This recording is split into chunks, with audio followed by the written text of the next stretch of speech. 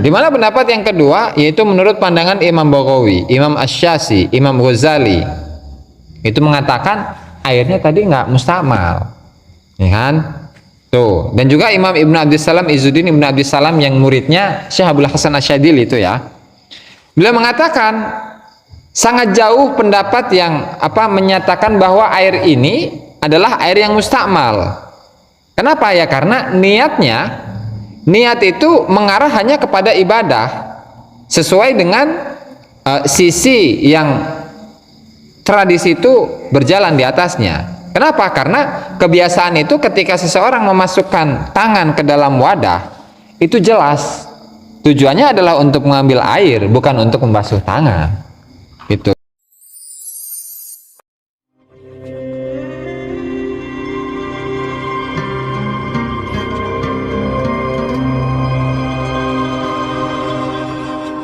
Hilang juga ya. Bismillahirrahmanirrahim. Wassalatu wassalamu ala Rasulillah Muhammad ibn Abdullah wa ala alihi washabihi wa mawalah, amma ba'du. Kita sampai pada pembahasan air yang mustakmal. Ya. Air yang mustakmal itu apa? Air yang mustakmal itu adalah air yang digunakan untuk bersuci yang sifatnya wajib, baik itu berupa wudhu yang wajib atau mandi yang wajib atau untuk menghilangkan najis. Nah, itu namanya air mustakmal. Nah, di sini memang ada dua mazhab, ada dua pendapat di dalam mazhab Imam Syafi'i. Di sini oleh Al-Imam Nawawi, Syekh Abu Zakaria Yahya bin Syaraf di dalam kitab Minhaj beliau mengatakan wal musta'malu fi fardit taharah qila wa nafliha ghairu tahurin fil jadid. Di mana air yang mustakmal dalam ibadah taharah sesuci yang fardu. Dalam pendapat lain, dalam ibadah yang sunnah, meskipun yang sunnah itu ghairu tahurin fil jadid, itu hukumnya tidak suci mensucikan. Suci mah suci tapi tidak mensucikan.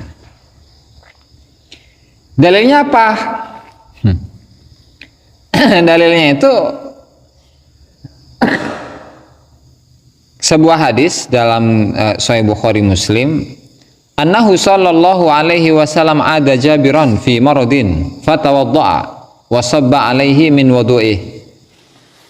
Bahwa Rasulullah sallallahu alaihi wasallam itu mengunjungi Jabir bin Abdullah, salah satu sahabat Nabi termasuk Asyra Mubasysyirin bil Jannah, ketika Sayyidina Jabir itu sakit. Kemudian fatawadda'a, Rasulullah wudu, wasabba alaihi, dan Rasulullah menyiramkan kepada Sayyidina Jabir bin Abdullah ini min wudu'ih, sisa air wudunya Rasulullah Shallallahu Alaihi Wasallam. Ya, jadi hukum bahwa air atau sisa air wudu, sisa air mandi, sisa sesuci lah, sisa air yang digunakan untuk bersuci itu suci tapi tidak mensucikan, itu adalah hadis ini yaitu apa? Di sini kan Rasulullah beres wudu nih, kemudian airnya diambil. Ketika Jabir bin Abdullah itu sakit, itu dijampe oleh Rasul. Kemudian air yang setelah digunakan berwudu oleh Rasulullah itu disiramkan ke jasadnya Sayyidina Jabir bin Abdullah, sehingga itu menunjukkan apa? Bahwa air sisa bersucinya Rasulullah itu hukumnya suci tapi tidak mensucikan. Oke, dalam hal istinbat ya, pengalian hukum. Di sini kan hanya membahas tentang apa? Dalam hadis tersebut hanya membahas tentang hukum sucinya sisa air wudu. Tapi kan di sini tidak ada keterangan bahwa air sisa wudhu ini tidak bisa digunakan untuk bersuci lagi, sehingga di sini kurang pas. Nah, makanya di sini dalam mazhab qadim, mazhabnya Imam Syafi'i ya, versi yang kedua, versi yang lama. Jadi kalau Imam Syafi'i itu kan ada dua pendapat, mazhab qadim, mazhab jadid ya, mazhab yang lama, mazhab yang baru. New sama apa itu? New kan baru. Kalau yang lama apa tuh? old. Mazhab kolot ya. Mazhab kolot Imam Syafi'i itu annahu tahurun. Kalau menurut madhab menurut Imam Syafi'i di madhab yang kolot, madhab yang lama itu hukumnya suci, mensucikan. Kenapa? Liwas fil ma'i fil ayatis sabiqah bilafzi tahurin, ya karena menyifati air itu dengan sifat tahur. Inna anzalna wa anzalna minas sama'i ma'an tahura. Di sini tidak dibatasi bahwa air itu memiliki sifat tidak tahur segala. Gitu. Ya kan?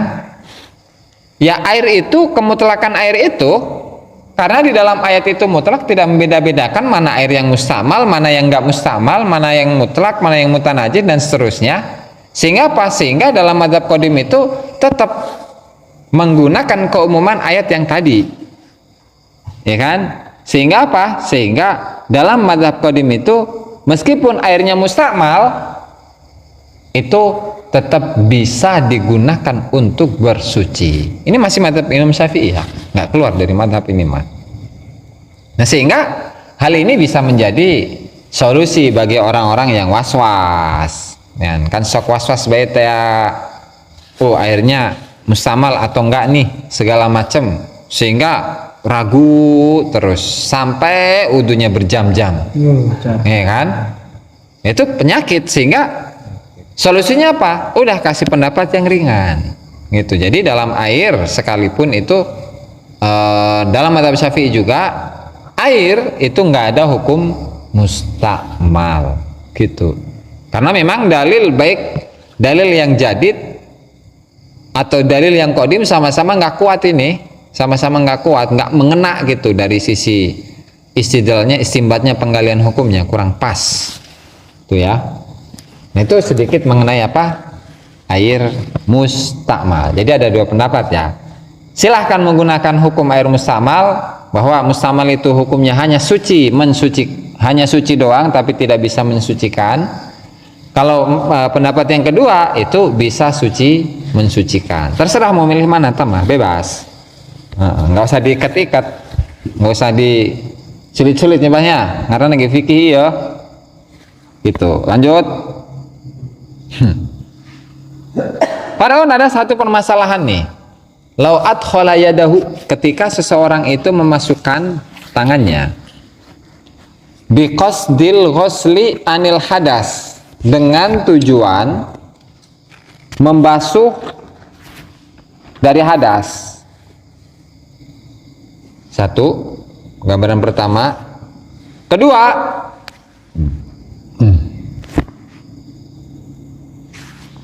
au la biqasdin ba'da niyatil junubi, atau dia itu memasukkan tangan ke air tanpa ada niat bagi orang yang junub. Ya, setelah dia niat dia memasukkan tangannya ke dalam air, khususnya yang sedikit ya, karena ini pembahasan tentang mustakmal. Au tathlithi wajhil muhdisi, atau dia memasukkan air setelah membasuh 3 kali wajahnya ketika wudhu, ya kan membasuh wajah 3 kali. Nah setelah itu dia memasukkan tangannya ke air yang sedikit, ya kan? Au ba'dal ghuslatil ula, atau dia itu memasukkan tangannya setelah basuhan yang pertama ketika dia hanya ingin membasuh sekali saja. Bila niyati iktirafin tak, walhasil semuanya itu adalah memasukkan tangan dengan niatan bersuci. Ya, dengan niatan bersuci, dengan gambaran-gambaran yang tadi disebutkan. Tapi dia itu mengambil airnya tanpa ada niat nyiduk atau apa, ngambil air, ngegayung pakai tangan ya. Maka hukumnya apa? Soro mustakmalan bin nisbati li ghairi yadihi. Maka air tersebut hukumnya adalah mustakmal bagi selain tangan ini. Sehingga mana tadi? Falahu an yagsila bima fiha fil yad. Oh, salah Ustaz. Gila. Fiha fil yad.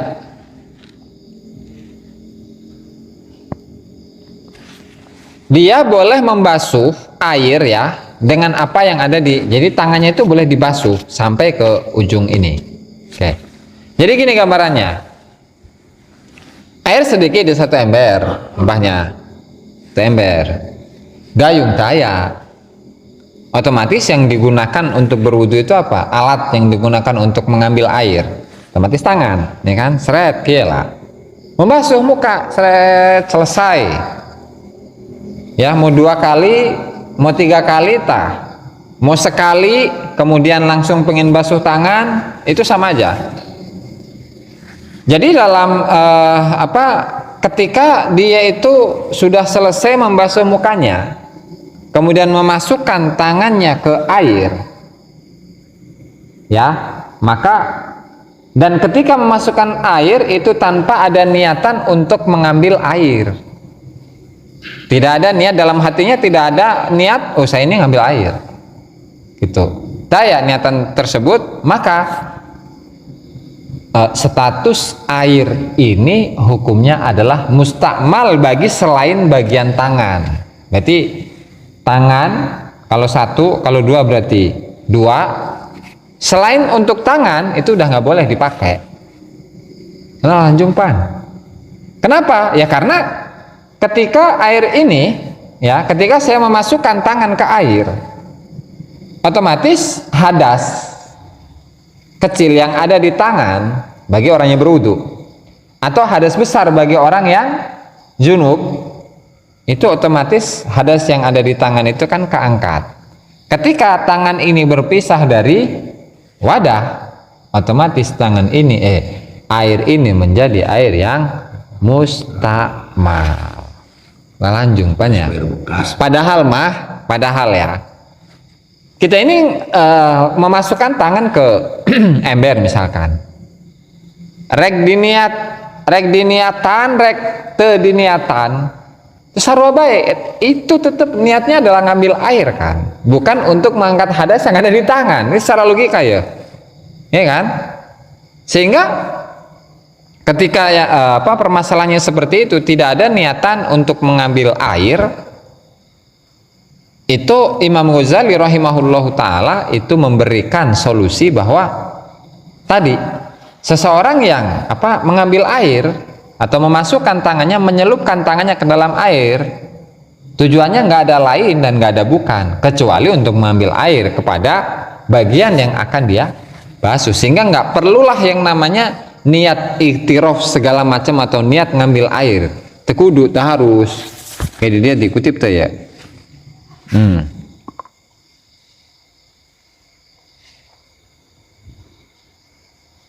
Nah di sini ada nih, wa fi nashril a'lam li syaikhina al-ahdal wa qala jam'un bi adami niyatil iktiraf minhumul Baghawi wasyashi fil hilyah wal Ghazali fil wasit, ya kan. Wa qala Ibnu Abdissalam yab'udul qawlu bi sayruratil ma'i musta'malan bi adamiha li anna an-niyata tatawajjahu lil ibadah 'ala al-wajhi alladhi jarat bihi al-'adah wal 'adah anna al-yada tadkhulu fil ina lil iktiraf duna tadhhiriha fi nafsiha. Nih. Di mana pendapat yang kedua, yaitu menurut pandangan Imam Baghawi, Imam Asy-Syafi'i, Imam Ghazali, itu mengatakan airnya tadi nggak mustakmal, ya kan? Tuh. Dan juga Imam Ibnu Abdissalam Izzuddin Ibnu Abdissalam yang muridnya Syekh Abdul Hasan Asy-Syadzili itu ya, beliau mengatakan sangat jauh pendapat yang menyatakan bahwa air ini adalah air yang mustakmal. Kenapa ya? Karena niat itu mengarah hanya kepada ibadah sesuai dengan sisi yang tradisi itu berjalan di atasnya. Kenapa? Karena kebiasaan itu ketika seseorang memasukkan tangan ke dalam wadah itu jelas tujuannya adalah untuk mengambil air, bukan untuk membasuh tangan. Itu duna tadhhiriha fi nafsiha wa bihadza jazama jam'un non ya yam non ya jam'un minhum Ibnu Ujail wa Abu Syukail wa al-Qu'aibi fi hasyati Fathil Jawad mulahidina fi ijabiha minal masyaqah. Walhasil ini pendapat yang kedua, air tadi nggak mustamal, begitulah. Ulama-ulama yang mengatakan itu banyak, Al-Baghawi, Asy-Syafi'i, Al-Ghazali, Ibnu Abdissalam, kemudian Ibnu Abu Ujail, Abu Syukail, Al-Qu'aibi dan seterusnya, mengatakan bahwa air tadi hukumnya tidak mustamal. Segitu, baik. Jadi pendapat yang pertama mustamal. Pendapat yang kedua nggak mustamal. Nah, alasannya apa? Alasannya ya karena orang yang wudhu ketika dia itu tidak menemukan gayung dan memasukkan tangannya ke dalam air, itu mah dia tidak akan meniatkan tangannya itu dibasuh untuk pembasuhan tangan. Enggak, tapi jelas itu untuk mengambil air. Ngan sakitulah. Kalanjung amat.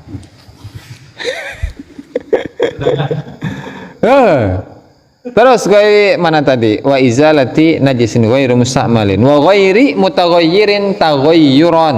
Nah, kemudian kalau memang kita menggunakan pendapat ulama yang mengatakan airnya adalah musta'malnya, berarti air itu hanya bisa digunakan untuk lengan saja atau tangan saja. Selain tangan nggak bisa. Selanjung belah pokoknya mah. Geus macai sautik pan. Gayung teh aya. Wa ghairi mutaghayyirin taghayyuran katsiran. Dan air yang digunakan untuk bersuci itu tidak berubah dengan perubahan yang banyak. Sekiranya yamna'u itlaqus mil ma'i alaih, sekiranya nama airnya itu sudah tidak mutlak lagi. Sekiranya biantaghayyara ahadu sifatihi min ta'min aw launin aw rihin walau takdirian. Jadi air yang tidak boleh digunakan untuk bersuci itu adalah air yang berubah. Salah satu sifatnya, mau rasanya doang, mau warnanya doang, mau baunya doang, itu tetap tidak boleh digunakan untuk bersuci. Meskipun itu hanya takdirian, perkiraan saja. Terus, au kana taghayyuru bima ala udwil mutatahhiri fil asah.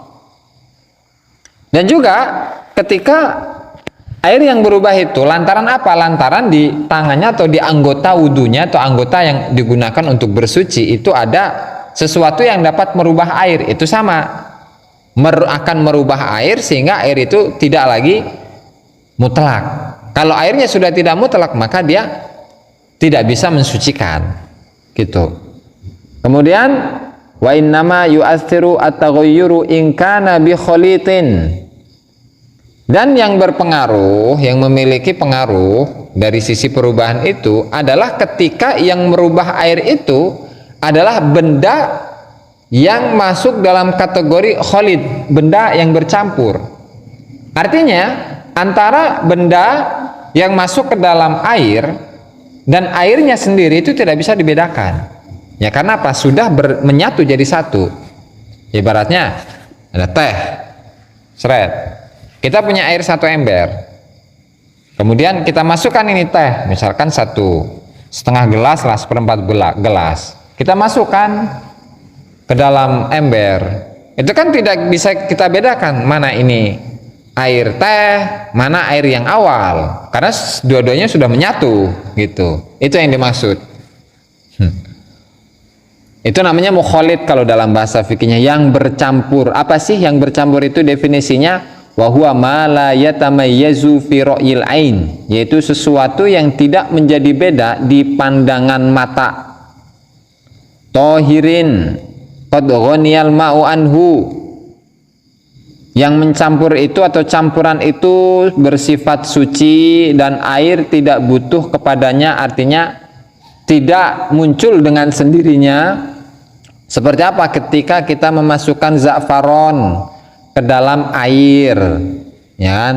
Wasamari syajarin, atau buah buah dari sebuah pohon yang tumbuh di dekat air, yang kemudian buah itu jatuh dengan sendirinya sehingga dan buah itu berwarna, kemudian airnya itu berubah.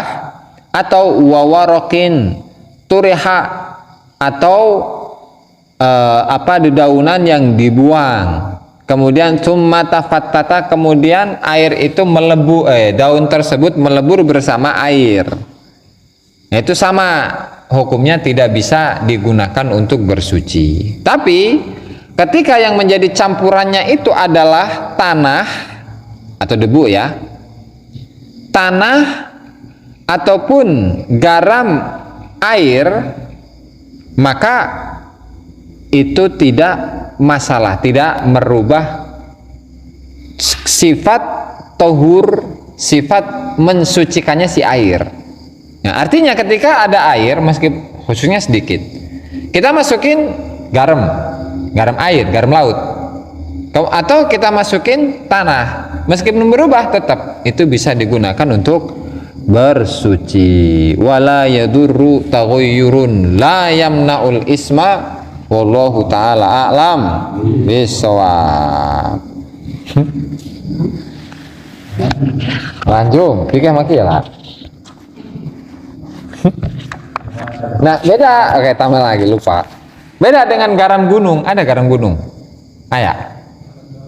Garam gunung. Ayah. Kan jadi garam itu ada dua macamnya. Garam yang diambil dari air lewat mengeringkan air laut, kemudian lama-lama jadi garam, jadi kristal. Nah, ada garam juga diambil dari gunung. Tuh ini dia ayat tante ya. Hah? Tapal. Ada tambangnya itu mah. Ayah tak? Ayah. Oh, garam merah Tangarana. Oh. Nah, kalau garam merah ya, garam merah atau garam gunung dimasukkan ke dalam air, kemudian mau berubah mau enggak tak, tetap itu bisa menghilangkan sifat mensucikannya si air. Gitu. Sebelum itu tuh barangkali ada pertanyaan. Mangga Kang Majid. Wah, mangga Pak. Bikin makin lanjut. Waalaikumsalam. Ya, air yang mustamal yang suci ya. Ini seperti empat ini bukan kita kekodokan. Pokok takarannya Bapak, takaran kamar itu ya 160,5 liter. Itu lebih. Artinya, Bermandi. jadi yang 2 kulah itu, ukuran 2 kulah itu adalah 160,5 liter. Guys, berarti lebih dari itu, segitu atau lebih itu 2 kulah. Gitu. Meskipun kemasukan pecak-cak misalkan, perubahan, suci mensucikan. China loba. Kalau kurang dari 160 liter, airnya sedikit, baru berlaku hukum yang tadi mustamal teh. Gitu. Oke, mangga Kang Majid. Kenapa di Indonesia ini kebanyakan ngambil madhabnya itu ke Imam Syafi'i? Sejarahnya bagaimana? Siap. Oke, pertanyaan pertama. Kedua,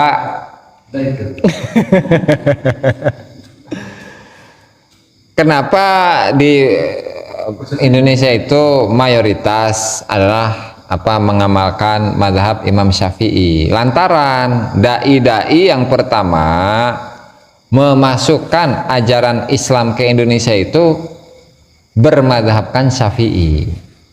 Kan kalau dai-dai itu kan aslinya kalau dari sejarah kan Ibrahim Asmoro punya anak Sunan Ampel, punya bapak Syekh, kalau di sini dikenal dengan Syekh Jumadil Kubro, ya, nama aslinya mah Husain Jamaluddin Husain bin Ahmad Shah Jalal bin Abdullah Khan bin Abdul Malik Admat Khan. Nah, itu perjalanannya dari Indonesia, dari Jawa atau Asia Tenggara, kemudian generasi yang di atasnya itu ada di India, Syekh Abdullah Khan atau Abdullah Admat Khan, kemudian Syekh Abdul Malik Admat Khan. Nah, itu baru ke Hadramut. Dan di Hadramut itu secara amaliyahnya adalah menggunakan fikihnya mazhab Imam Syafi'i. Sehingga wajar ketika di Indonesia itu kita temukan sampai sekarang mayoritasnya menggunakan mazhab Syafi'i. Lantaran dai-dai yang awal-awal masuk ke Indonesia itu adalah pengikut mazhab Imam Syafi'i. Apa karena kultur gitu, ada budaya Indonesia yang memang cocok atau gimana gitu? Enggak, karena itu doang. Karena apa? Karena efek dari dai itu, ajaran yang dibawa oleh dai. Maksud dari Wali Songo itu ya? Kartini itu ya? Karena waktu zaman dulu kan kemungkinan hijab itu ya harus selendang gitu. Tapi pas kawan atau pakai kerudung gitu, hijabnya lebih fleksibel lah ya. Ya betul. Yang namanya orang ngajak gimana sih? Gitu kan. Dari orang yang tidak Islam, kemudian supaya orang-orang ini tertarik dengan Islam, ya gimana caranya supaya mereka itu tertarik. Makanya dakwahnya itu macam-macam, ada yang pakai gong, ada yang pakai nanti ya, di Jawa ya. Kemudian kalau di sini mah ada apa? Keroncong, apa? Kemudian pakai wayang golek segala macam. Itu semata-mata ya media untuk dakwah, agar mereka tertarik menyesuaikan nanti tradisi atau budaya yang ada di Indonesia. Ya kan misalnya kayak wawacan Tuan Syekh. Itu kan ada tembang-tembangnya, itu ada dandang gula, ada macapat, pupuh tanya, ada pupuh asmaran dana segala macam tanya. Itu memang tradisi yang sudah melekat di sini. Nah, kemudian untuk memasukkan ajaran Islam kepada kalangan mereka digunakanlah itu. Tadi tiap pupuh tanya, kinanti segala macam, dandang gula, asmaran dana segala macam tanya. Itu semata-mata untuk mengimbangi masyarakat supaya masyarakat itu mau untuk menerima ajaran dari yang dibawa oleh Wali Songo. Gitu. Jadi niatnya yang dirubah ya. Betul. Bukan budayanya ya. Bukan. Justru budayanya diwarnai dengan warna agama. Mungkin dulu satu lagi kalau Mangga. ketika kita memasuki satu mazhab misalkan ke Imam Syafi'i, apakah kita bisa memakai ajaran-ajaran seperti Imam Maliki? Bisa kalau tahu mah. Contohnya dengan sehari-hari kenyataan gitu ya, kenyataan. Mazhab Imam Syafi'i ketika kita naik angkot, seharusnya kan nanya dulu, bang ini ongkosnya cuma berapa? 8.000, harusnya kan nanya dulu dan dibayar. Tapi dengan kenyataannya tidak. Ataupun makan nasi goreng, bang ini nasi goreng berapa? 15.000. Ya harusnya kan makan Imam Syafi'i kan. Dan kenyataannya kan tidak. Duduk nasi goreng kan? Duduk. Siap. Oke. Kemudian bolehkah untuk mengikuti mazhab lain? Sementara kita terbiasa untuk mengamalkan mazhab Syafi'i. Kalau kita punya ilmunya nggak masalah, silahkan. Tapi kalau nggak punya ilmunya, ulah wakaf. Nanya kepada orang yang punya ilmunya. Kemudian mengenai secara praktek tadi ya, katakanlah jual beli atau akad sigoh namanya, itu kalau di fikih itu namanya sigoh. Ada ijab qabul. Itu memang dari masa ke masa itu berkembang kan. Dari masa ke masa itu berkembang. Artinya perkembangan itu atau keterangan yang ada di dalam kitab-kitab itu terkadang tidak sesuai dengan kenyataan yang terjadi saat ini. Dengan realita. Kadang tidak sama. Kenapa? Ya karena saking berkembangnya zaman ini. Karena kalau zaman dulu interaksi sosial, apalagi interaksi jual beli, itu kan berhadapan-hadapan, otomatis ya saya jual, kamu beli, kamu jual, saya beli, gitu kan. Dulu bisa seperti itu. Kalau sekarang kan macam-macam sudah ada perkembangan. Apalagi online, ada Shopee, ada Lazada, Tokopedia, segala macam. Itu kan gimana kita mau saya jual atau saya beli dengan sekian, nggak bisa. Kalau online kan sudah jelas ya. Sudah tertata merek kan. Kalau yang lain nasi goreng mah kaget ya. Nasi goreng ini, berapa? Nah, makanya untuk menghindari itu nanya dulu.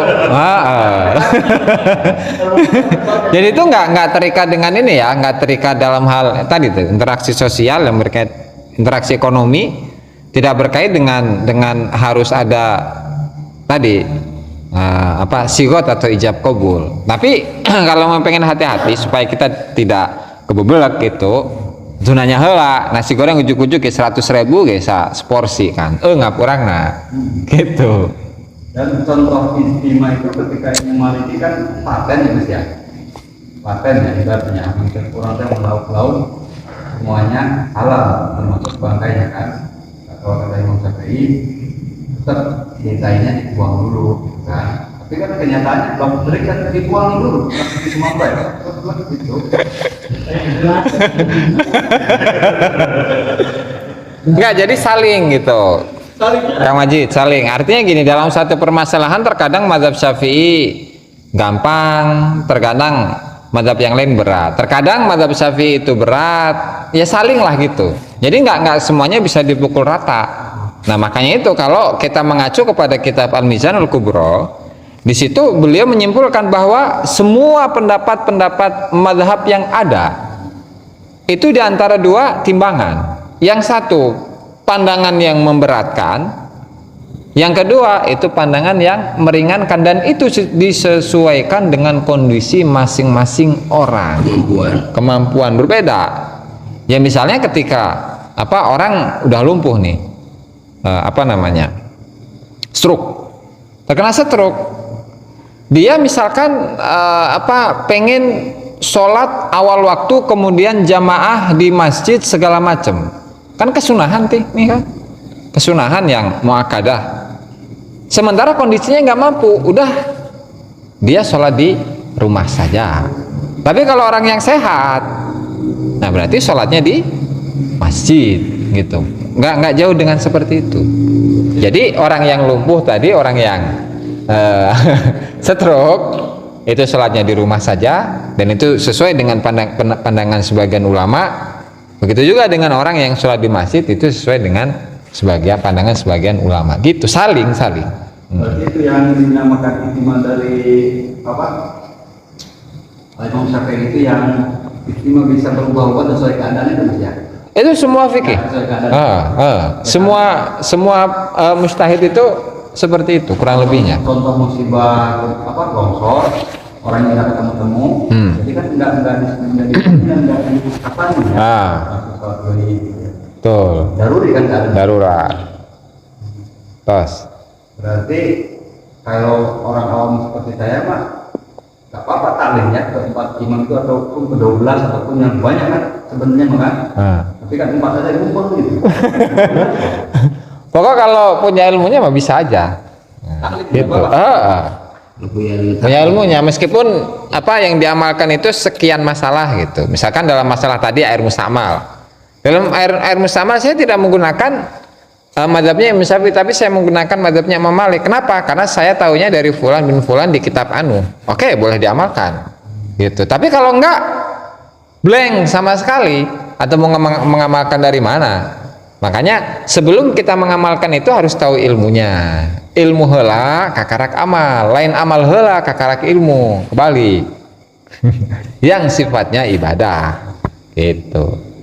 Kalau selain ibadah memang nggak baik. Yang paling total nggak bisa itu ketika sholat mungkin ya bisa. Misalkan ininya Imam Syafi'i, maksudnya Imam Maliki itu yang paling total nggak bisa baik. Yang dicampur-campur dan susah. Kalau itu nggak beda jauh. Jadi bedanya dengan mazhab yang ada itu cuman dalam ini doang, dalam gini doang nih, yang gini. Dalam ini sih sedekap ya. Dalam sedekap. Kalau mazhab Malik mah gini. Gitu. Itu boleh kan susah? Atau mah nggak baik. Kalau tahu ilmunya mah.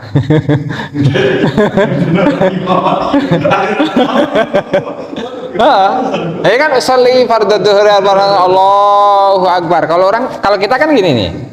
Nah, kalau mazhab Malik gini. Mazhab Malik. Kalau memang tahu ya nggak masalah. Tahu ilmunya mah.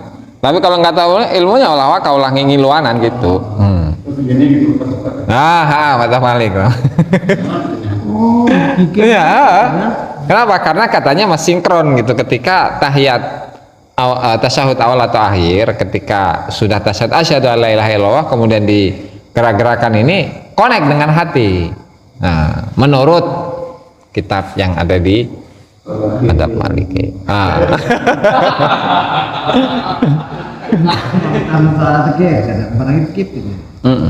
Ulama itu milu milu atau milu kursi milu. Iya.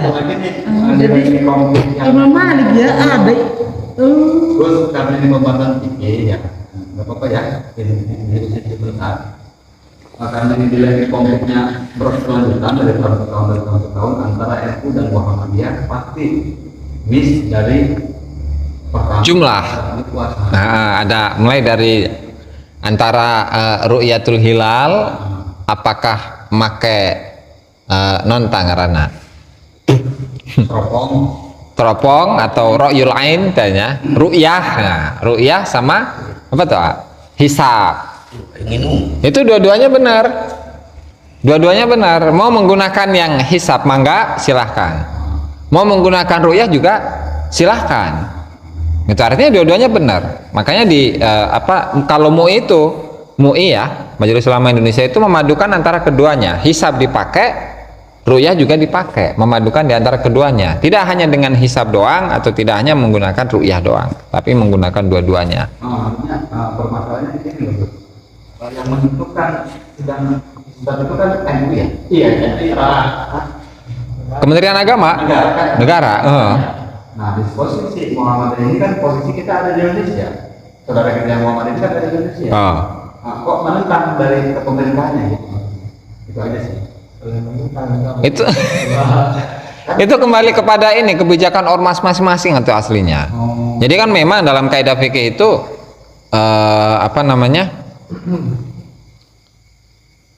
ketentuan imam versi Arab nama pohola. Hukmul imam yarfaul khilaf. Hukmul imam yarfaul khilaf. Jadi ketentuan imam itu memutuskan perselisihan di antara masyarakat atau rakyat di bawah. Ya artinya apa? Ketika pemerintah itu memutuskan bahwa awal puasa jatuh pada hari Kamis atau jatuh pada hari Jumat misalkan, itu seharusnya diikuti oleh semuanya, oleh semua rakyatnya. Tetapi ketika dia tidak mengikuti, ya nggak masalah, gitu. Artinya itu semata-mata demi kemaslahatan bersama, supaya tidak ada gesekan antara satu individu dengan individu yang lainnya atau satu kelompok dengan kelompok yang lainnya, satu ormas dengan ormas yang lainnya. Apakah sudah terjadi di kehidupan khalifah? Sudah ada. Jadi kan memang itu secara umum hukumnya adalah wajib. Tapi ketika dia memiliki istihad yang tersendiri, itu bisa dipakai.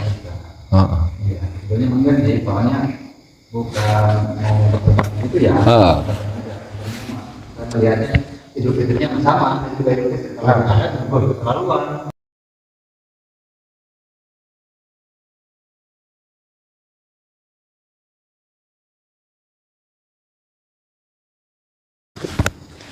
Qala musannif rahimahullahu taala Syekh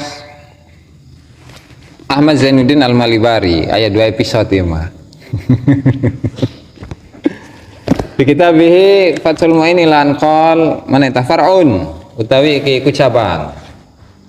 Law adkhala lamun manjengaken sapa man yadahu ing tangane man bi qasdi al-ghusli kelawan nejo basuh anil hadasi saking hadas aula bi qasdin utawa ora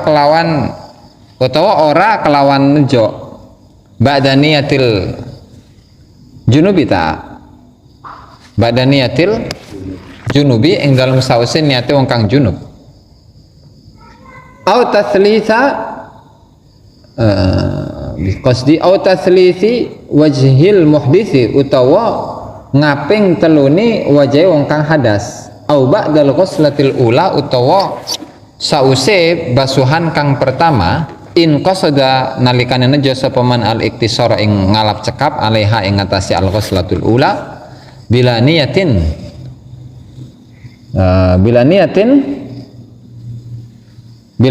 ihtirafin kelawan tanpa niat jupo banyu.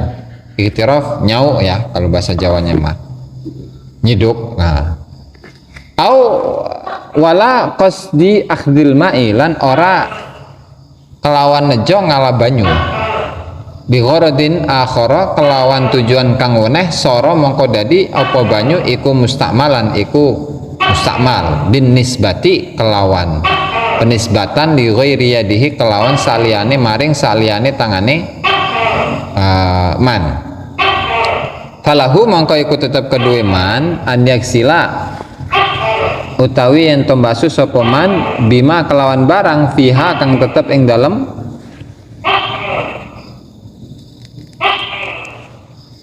al-ghuslah tadi tanya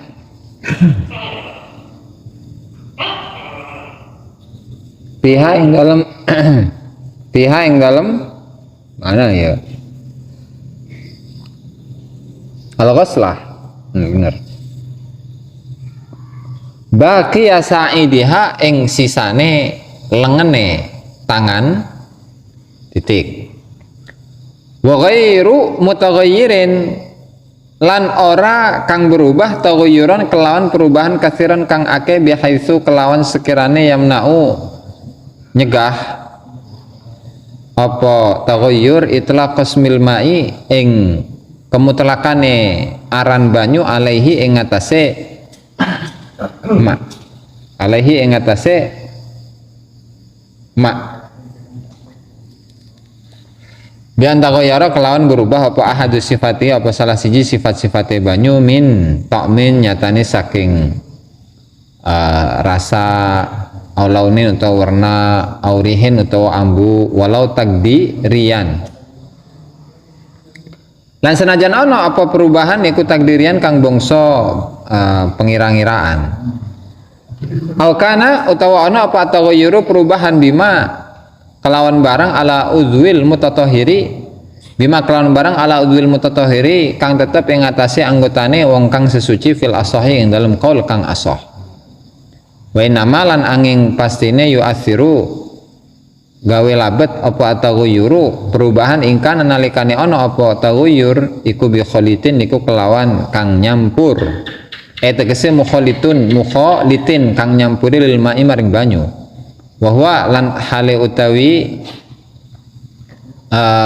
khalit atau mukhalit iku ma la yatamayyazu iku ma barang la yatamayyazu kang ora dadi pisah apa ma fi ra'yil aini ing dalem peningalane mripat tohirin kang suci wa qad ghaniya lan temen-temen ora butuh apa alma'u banyu anhu saking non ya khalid kaza'faronin kaya dene minyak za'faron wa samri syajarin lan buahe uwit nabata kang cukul apa syajar kurbal ma'i ing dalem pareke banyu wa warokin lan godong turiha kang den buang apa warok fihi ing dalem ma summa tafattata mengko nuli dadi apa lembut atau lebur apa warok terus non ya la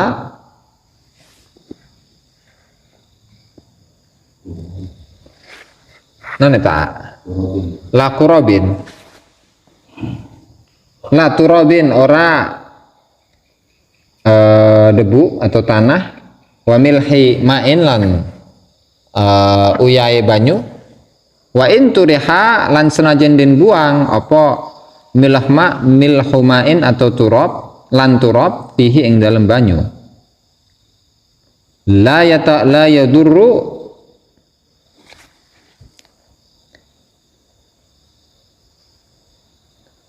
iku ora madarat apa taghayyurun keke la yadurru taghayyurun la yamna'u titik ngas turiha fihi titik ngas wala yadurru wallahu a'lam. Subscribe, like dan komen di bawah ini. Nah, jika teman-teman ada unek-unek, ada pertanyaan dan lain sebagainya, silahkan tinggalkan pesan di kolom komentar di bawah ini. Terima kasih sebelumnya. Assalamualaikum warahmatullahi wabarakatuh.